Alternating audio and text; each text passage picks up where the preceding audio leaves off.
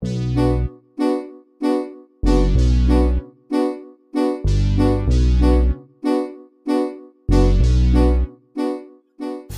guys, so meron tayo ditong customer na click 150. So dala niya receiver. So ang nangyari dito, nawala yung remote at nawala yung code. Galing pa pala ito ng Mindoro guys. So gagawin natin dito ngayon ulit ay ganun ulit, bubutasin dito. So pag nabutas dito, kukunin natin yung code gamit yung ating MST100 Pro X. Then imamatch natin siya gamit yung tools natin na simulator. Okay, kaya naman ang MST pero hindi natin matitrace kasi nang maigi kung naka-pair na yung remote pag na-retrieve natin yung code. So abangan na lang guys yung gagawin kong video tutorial at baka ma-encounter nyo to. So ganito lang yung gagawin nyo guys. Okay, so ang tabayanan. So ito pala guys yung sukat na bubutasan natin. So sumukat ako ng 14mm dito. Yan, 14 or 15 mm. Yan, dito siya. Nakita niyo yung mga guhit na yan. Dito 14, dito na side. Tapos dito na side ay 22. Ayun, 22 dito. Then dito 23. Ayan, ito na side. Or 24. Ayan, 24 dito na side. Tapos dun sa pinakataas 32. Ito 32. So ang sukat laging dito sa gilid. Ayan, 32 yan. Okay, so yun guys, bubutasin na natin to gamit yung ating soldering iron. Ayan, meron tayong nakaabang na, pinapaint lang natin. Then ang tabayan na next natin gagawin. Okay guys, so yun, nabutas ko na. Ayan na yung ginamitan ko ng yan, hininang ko siya. So tatabi lang natin yan kasi gawa ng after natin na matapos, ibabalik natin yan, itatahiin natin guys. So ang kailangan nating pin, ayun o, dalawa na yan. So ngayon gagamitin natin yung ating adapter. Okay, so pang click. Okay, subukan ko muna guys, then doon tayo sa next. Ayun, so kailangan nating adapter. Ito yung Smart Key Programmer ng MST100 Pro X, din yung ating Honda 12 plus 8P. Okay, so ang kailangan natin dito, itong wire na to ihinang natin doon. Ayan, ito dalawa na to. Ayan, sa dalawang pin na yan. Ayan yung dalawa na yan. Then ito isasaksak natin doon sa taas. Then buksan natin yung ating MST gamit yung ating power supply. Okay. Okay guys, so yun, nakahinang na. So yung blue sa baba, yellow sa taas. Then nakasaksak na rin yung socket, yung ating adapter. Then yung Key-Programmer, ating module. Then ngayon, papasok tayo sa ating Key-Programmer Pro. Off ko muna ilaw. Ayan, so okay lang natin yan. Then punta tayo sa Honda. Hanapin natin yung, yan, kahit saan dyan, 12 plus 8 airblade pwede rin, iisa lang mga yan. So dito pwede rin tayo sa pangalan ng click, or pwede rin tayo sa may baryo. Okay, so click na lang tayo para mas maganda. Then okay natin. So pag okay, punta tayo sa full read KID. Yan, then okay lang natin. Yan, so magbibilang na yan. Hintayin natin matapos mag 100%. Gagawin ang motor ng maayos at tama. Garantisadong gawa ay pangdalubhasa. Mekaniko, simple lang gumalaw at hindi nandadaya. Mekaniko, ang customer ay masayang uuwi at aandar ang motor ay banayad. May motor ka bang nasira na lumalala? Dahil sa mekanikong puro lang sa hula. Kalikot dito, kalikot doon. Problema ng motor di pa rin mawala. Pinakamasakit, pinabili ka pa ng pyesa. Oh shit, hindi naman palayo ng sira. The best lumipat ka na dito sa mekanikong tapat na gumawa, di ka mapapahiya.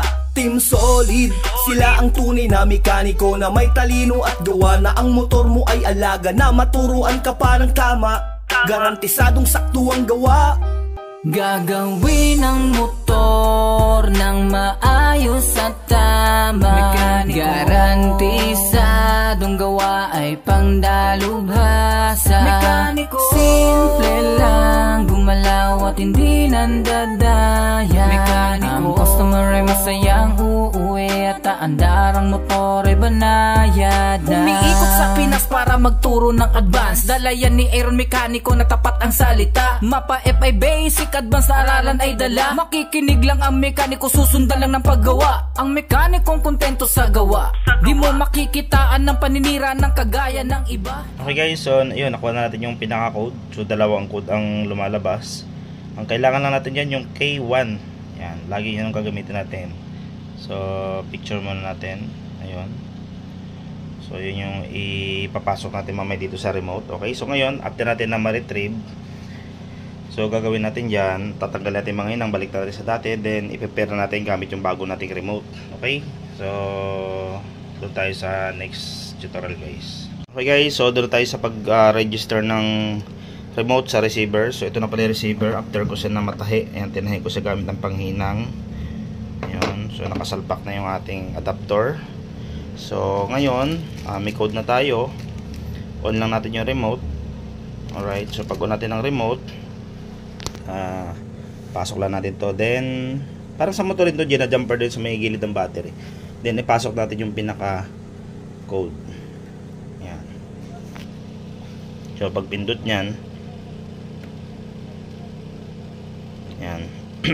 Wala mo na tayo pipindutin kasi 0 ang unang number. Next number 7. 1, 2, 3, 4, 5, 6, 7. Next 5. 1, 2, 3, 4, 5.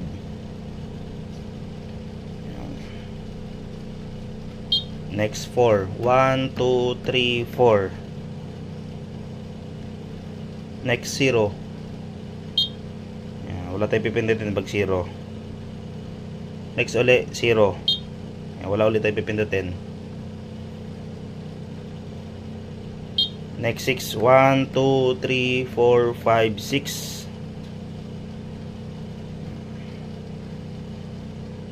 Next 0. Wala rin pipindutin. Next 7. 1, 2, 6, 7. So pag steady, ayan, pag ilaw nyan, pindot lang to, then on lang natin to. Tapos ilaw yung remote, ayun o. So pag may ilaw na, ibig sabihin pair na sila. Okay, so gagawin natin dyan, burutin lang to. Ayan. So off. Ayan. Tapos pindutin natin yung pinaka key. Ayun, nakita nyo, magana na. Tapos on. Ayan, makita nyo may signal na. So gumagana na yung signal nun papunta dito. So ibig sabihin gagana na yan sa motor. Off. Ayan, pagpatay ng solenoid. Ayan. Off. Ayan yung off. Yung pagpatay niya, makikita mo yung hazard pa sa motor din. So i-off natin to. Tingnan natin kung baka mamaya hindi yun gumagana eh. Off na yun, naka-red na. Okay, diba? Wala na. On. Okay, wala. So on natin. Ayan, so gumagana na siya guys. Ayan. Signal, off. Then off. Ayan. Okay, so pwede na itong kunin na may-ari. Then thank you. Sana may natutunan kayo guys ulit sa video natin na ginawa ngayong maghapon o itong araw na to. And sa may mga ganitong na-encounter na nawala ng remote, nawala ng code, gusto mag-customize ng code, gustong i-disable yung mga dating remote na nawala. Okay, so message lang kayo dito guys sa aking page, Aaron Mekaniko. Ayan, kahit anong motor guys na keyless, kahit sasakyan, meron na tayo. Okay, so available din sa ito for shipping na rin to. Yung latest natin na Y-Connect module, pang reprogram, pang unlock ng eSIM ID, pang remap, available na sa atin guys. Y-Connect or Aerox version 1, All Honda, MT-03, R3, Rossi guys, available sa atin. Okay, so PM lang kayo guys pag may mga kailangan kayo sa mga nabagit ko. Okay, magandang araw sa ating lahat. Bye bye.